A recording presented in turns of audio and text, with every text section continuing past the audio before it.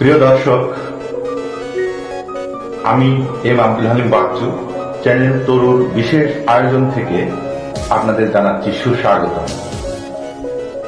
আজ আপনাদের সাথে আছেন বীর মুক্তিযোদ্ধা, বিশিষ্ট নাট্যাভিনেতা, নাট্য নির্দেশক, সংগঠক এবং মঞ্চ নাটকের একজন প্রধান ব্যক্তিত্ব, বিশিষ্ট লেখক আলহাজ মোহাম্মদ আল মাহমুদ, যাকে আমরা সাংস্কৃতিক অঙ্গনে মামুন ভাই হিসেবেই চিনি। আর কথা নয়, এখন সরাসরি চলে যাচ্ছি মামুন ভাইয়ের কাছে। তার কাছেই শুনবো তার জীবনের স্মরণীয় বিভিন্ন ধরনের গল্প, বিভিন্ন ধরনের। আসসালামু আলাইকুম। ওয়ালাইকুম আসসালাম ও রহমতুল্লাহ। কেমন আছেন? আলহামদুলিল্লাহ, ভালো আছি। আমরা জানি আপনি পাবনা ছেড়েছেন প্রায় 1 বছর হলো। আপনি এখন ঢাকায় বসবাস করছেন। গত 2 দিন আগে আপনি জরুরি কাজে পাবনা এসেছেন। পাবনা আসার পর আপনাকে আমন্ত্রণ জানিয়েছিলাম আমার চ্যানেল তরুর জন্য একটি সাক্ষাৎকার নেওয়ার জন্য। আপনি সঙ্গে সঙ্গে রাজি হয়েছেন, সেজন্য আপনাকে বিশেষ ধন্যবাদ। অভিনন্দন আপনাকেও। প্রথমেই আমি বলেছি আপনি একজন বীর মুক্তিযোদ্ধা, সেজন্য আপনাকে স্যালুট আপনাকেও। তো আমি বরাবরের মতো প্রথমেই আপনার কাছে জানতে চাইব আপনার জন্ম, বেড়ে ওঠা এবং শিক্ষা জীবন সম্পর্কে। ধন্যবাদ। আমি 1952 সনে শাহজাদপুরের জয়রামপুর গ্রামে জন্মগ্রহণ করি। সেখানেই প্রাথমিক বিদ্যালয়ে পড়াশোনা শেষ করে শাহজাদপুর হাই স্কুলে আমি ভর্তি হই। সেখান থেকে এসএসসি, শাহজাদপুর কলেজ থেকে এইচএসসি এবং রাজশাহী বিশ্ববিদ্যালয় থেকে আমি ফিলোসফিতে অনার্স নিয়ে মাস্টার্স ডিগ্রি কমপ্লিট করেছি। আচ্ছা, আপনি চাকরি করতেন আমরা জানি, কোন বিভাগে চাকরি করতেন এটিও যদি বলতেন। আমি মাস্টার্স ডিগ্রি ফাইনাল পরীক্ষা দিয়েই বেলকুচি কলেজে আমি ঢুকি লেকচারার হিসেবে এবং সেখানে 2 বছর চাকরি করি। তারপরে আমি আর একটু উন্নততর কলেজ উল্লাপাড়া আকবর আলী কলেজে আমি জয়েন করি। সেখানেও প্রায় 2 বছর চাকরি করে আমি সেই ডিপার্টমেন্টটা ছেড়ে দিই, অডিট ডিপার্টমেন্টে ঢুকি। এটা অবশ্য আমার একটা ভুল সিদ্ধান্ত ছিল বলে আমি মনে করি। সেখান থেকে আমি চাকরি করতে করতে শেষমেশ আমি পাবনায় ডিস্ট্রিক্ট অ্যাকাউন্টস অফিসার এবং সবশেষে চিফ অ্যাকাউন্টস অফিসার পানি সম্পদ মন্ত্রণালয় থেকে অবসরে যাই। বাহ, আপনার কাছে 2টি বিষয়ে আমি গুরুত্ব সহকারে জানতে চাইব। একটি হচ্ছে মুক্তিযুদ্ধে অংশগ্রহণ প্রসঙ্গে এবং সেই মুক্তিযুদ্ধের স্মরণীয় ঘটনার বর্ণনা, এবং পরবর্তীতে আপনি অভিনয় জীবনের প্রবেশ করেছিলেন, সেই অভিনয় জীবন নিয়েও আপনার কাছে বিস্তারিত জানতে চাইব।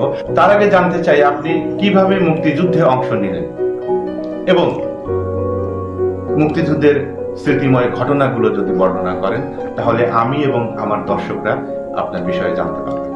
ধন্যবাদ। আমি রাজশাহী বিশ্ববিদ্যালয়ে পড়াশোনার সময়ে 68 থেকে 69-70-এর গণ আন্দোলনগুলোর সাথে আমি সম্পৃক্ত ছিলাম। আমি শেষ পর্যন্ত আমি রাজশাহী বিশ্ববিদ্যালয়ে ছাত্রলীগের হল বলে খ্যাত SM হলের ছাত্র ছিলাম এবং SM হলের ক্যাবিনেটে আমি নাটক ও সমাজ কল্যাণ সম্পাদক ছিলাম। রাজশাহী ইউনিভার্সিটিতে ক্ষণে ক্ষণে আমরা আন্দোলনে যেতাম, মিছিলে যেতাম, মিটিংয়ে যেতাম এবং একসময়ে আমরা প্রতিরোধ আন্দোলনের জন্য মিছিল নিয়ে বাইরে বের হয়েছি।